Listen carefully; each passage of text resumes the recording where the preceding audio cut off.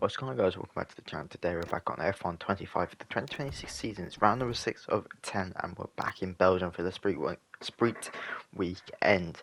I want to quickly first to take this moment to apologise for last video. I mentioned last video that I was thinking of stopping icons and stuff coming into the game. And I spoke about not out of turn, but just I got a little bit too deep. I do apologise for that. So I am going to continue with icons coming into the game because as recording this video, I've already done pre-season for season 3, and I think I know who's at what team for next season. So I'll try not to spoil it, and I obviously won't. So I know who's at what team, and when one of the person, which was an icon, went to a team, it was just like, that's it just reminded me of legacy, and that could be loads of people. Legacy could be anybody. Um, they are a world champion, so that narrows it down to a couple. But I also do want to apologise on the fact that I wasn't very. I was a bit. I wasn't myself that day. I wasn't for myself. But I do want to apologise because obviously it wasn't the best way to word it. So I do apologise. But yeah, season 3. I've done the pre-season. So obviously I'm focused on now editing all of this. So I've done no races like I normally do, and I just leave season 2 to be edited when it wants to be. I haven't done any of that. So realistically, because I mean, I'm shocked as well that some of the F3 drivers haven't come into play. But I also did realise very recently I didn't. It's very funny as well. I didn't buy the premium edition. I was just like, where are the F3 drivers? They should be like kind of in by now, by the lower teams. And I realised I haven't purchased the premium edition. I bought the standard edition. So I was just like, where are these F3 drivers? Because even like things like Kick Sour will do F3 drivers easily. I hadn't purchased it. But with the fact of continuing this, Aiden Jackson, Callie Mayer, all icons, plus esports, which I don't think will happen, and F3 drivers will all be in the career mode. And yeah, I'm going to stop rambling now, as we've got a video to do. I want to say I do apologise again, and we're just going to draw the line, and we're going to continue with this beautiful career mode that we are doing and setting forward. But anyway, let's get back to the video. As you just saw, the personnel upgrades have come through for the drivers to Evolution themselves with awareness, racecraft, and everything like that in between. Just purchasing the final upgrades in the personnel, so we can just focus completely on second phase upgrades. Of course, I'm very hesitant on doing the corporate ones because that one, they're very costly, and also it's quite hard to pay for. Also, into season 3, when we have a little bit more dosh on towards the end, I will be doing more engineering. It's just all about the money side of things, and it's very hard to develop that. But yeah, as we can see, we have research, and we have a personal event. Unfortunately, a member of the durability team has posted a statement on social media to that class our lead sponsor in negotiation. Light, the sponsor is pursuing us to take action, but handling this too harshly could create unrest. Well, I think the easiest thing is we can't let our staff to members. We must maintain, unity, discipline. Must always just teach the values of what our title sponsor is. Hey, Chief, We've got the we've finished development developing the done part and it's now of ready for fitting. in the I'll aero, make sure to which stop by is the going to assign help us in upgrade screen when you get the chance. especially in what's its name, Belgium. So that will help us easily. We're not too bad on the development side. Ferrari have very much shot up in the past couple races. I mean, did you see that then? The engine cover's finally done. But I do fear that it's not enough. And obviously, of course, one engine cover isn't available, but that's also because of the boost that we did. So it's a lot easier to fail, but we are going to have rear floor under tray ready, but it's also going to get boosted to help. But put that on board a letter. We're going to drive as Ollie Behrman today. So yeah, I mean, if you look at the graph, it's not too bad. We're with midfield or the lower midfield. Well, technically, the midfield is with itself by now. I'm realistically to Chief, I season must 3 to remind you that season we have 4 as parts well. fully I'm going to researched need a here waiting for massive, development. Let's get massive that step performance on the forward car. in development. Um, as I said in Bahrain, as the title of the video said, we're finally with the midfield, but I feel like we're not going to be with the midfield. I can qualify really well. My personal qualifying is easy. It's very easy to do. Very easy to get it up there because I know how to handle the cars. But when it comes to race pace, we've got nothing, and it's terrible to see because some of the qualifying that the AIs do, they're not last, they're not nothing, but it's hard to see that they just drop straight away. But yeah, just looking at the final upgrades that we could apply to the car in terms of engineering sides to help the car develop. But I mean, 3D print and get that on the car. That reduces the time it takes to research parts. And I'll tell you one thing: look at that focus on the car. But as you approach the literal end of the qualifying, we are 10th. I think, as I've shown before, there's no point showing a lot of qualifying. It's the same thing. Same thing. We are P10. Very consistent in P10 around this lap. I remember doing the lap. Very extremely consistent.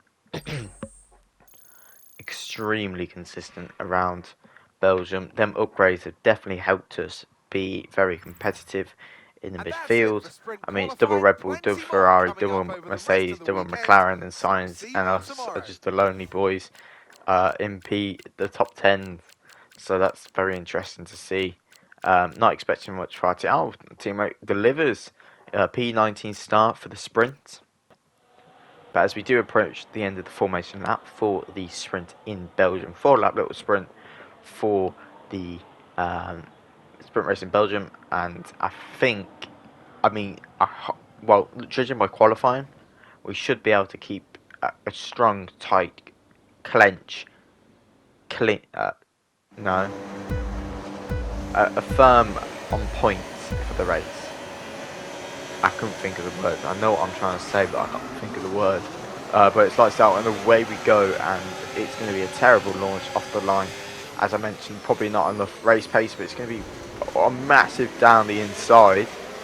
Get out of the way to Mercedes. Get out of here. As we get off ourselves to P6. Technically, there was a little bit of contact, but no one suffered.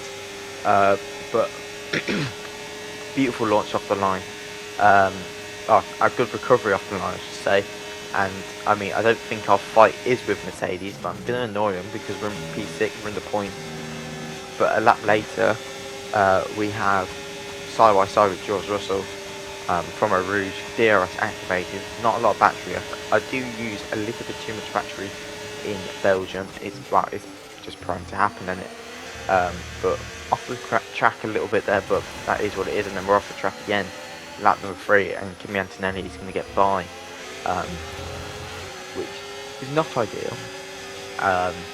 Because P5 would have been beautiful with the showing the race pace of the car, but up a Rouge. Oscar Piastri looking for a move. Calimere, sorry, looking for a move.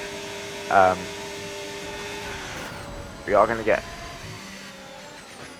a massive you get massive intertwine with George Russell, so that leaves Carlos Sainz and Mika Hakkinen to get ahead, and you can see the gap they pulled. But Lando Norris wins the sprint in Belgium, and Carlos Sainz and Mika Hakkinen steal them 2 places off us. But we come home in P9. If we do that in the race, that's 2 points. That's 2 points to like seal our P6. I believe it. I think it's P6 in the constructors. But Lando Norris, driver of the day for the sprint, which I mean is pretty certain. So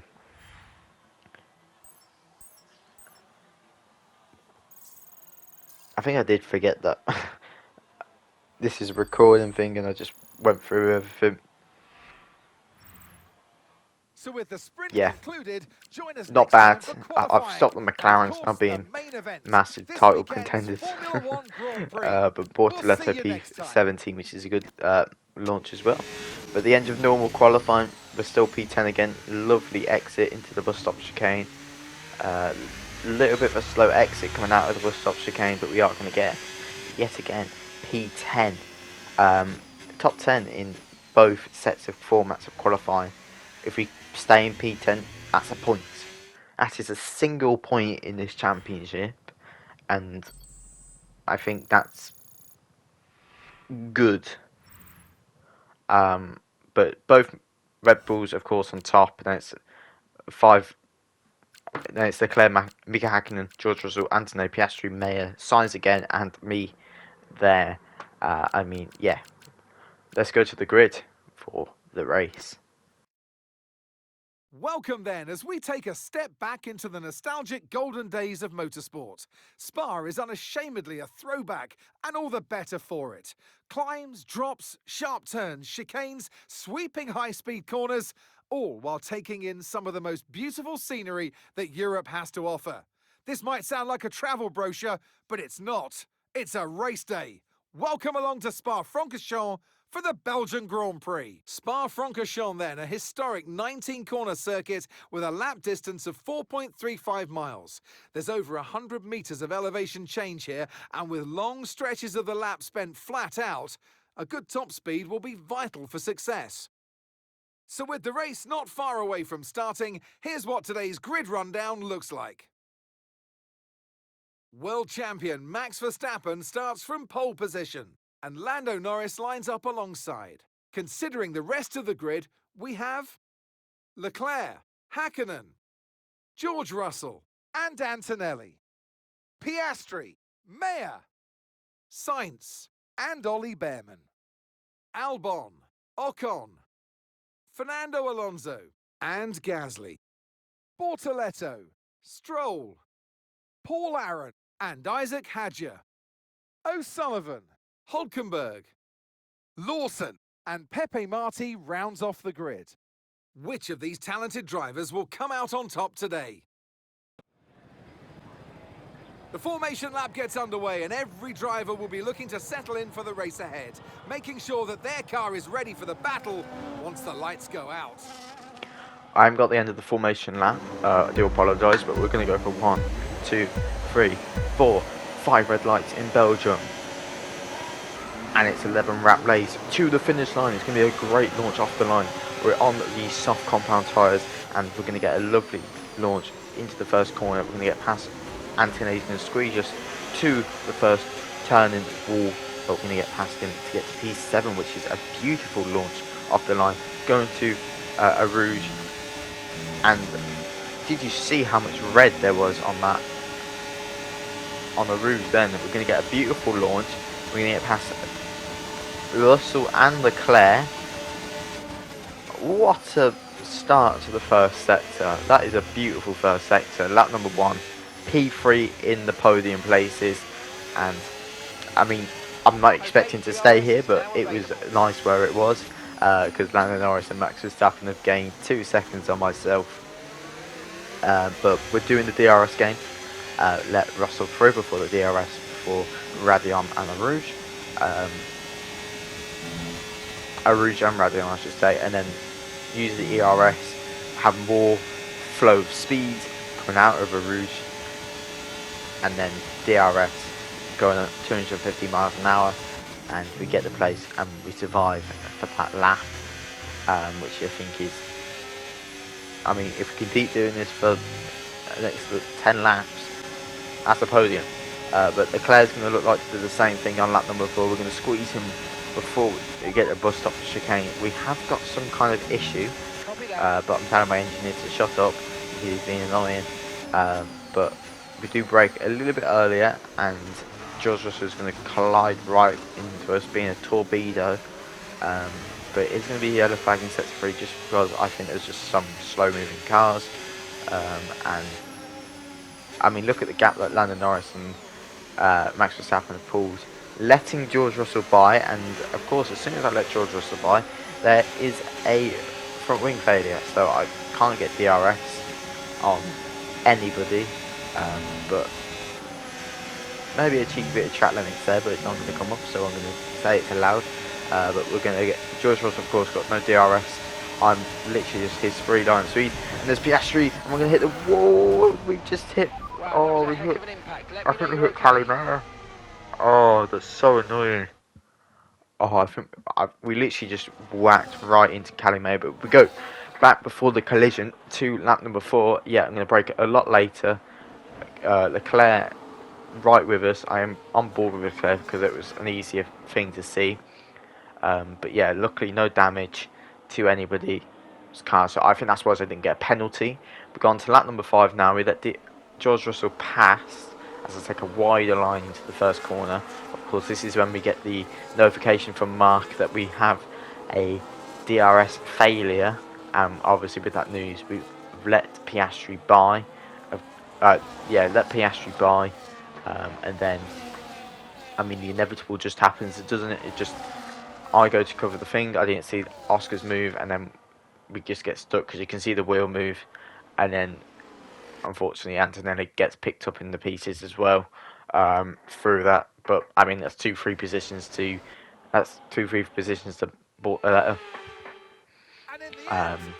which fingers crossed he's had a great race. But it is going to be a Red Bull win. Of course, don't know who's won, but it's Max Verstappen who wins in Belgium. George Russell comes P3. I don't know how, because I actually, to be fair, if he got away and there was no red flag, it would have been alright. But Max Verstappen, George Russell, and then Lando Norris, 1, 2, 3 for them positions. Another great result for Red Bull. To be honest, they need to be nerfed. Red Bull are absolutely crazy this season. But I hope Bortoletto did alright.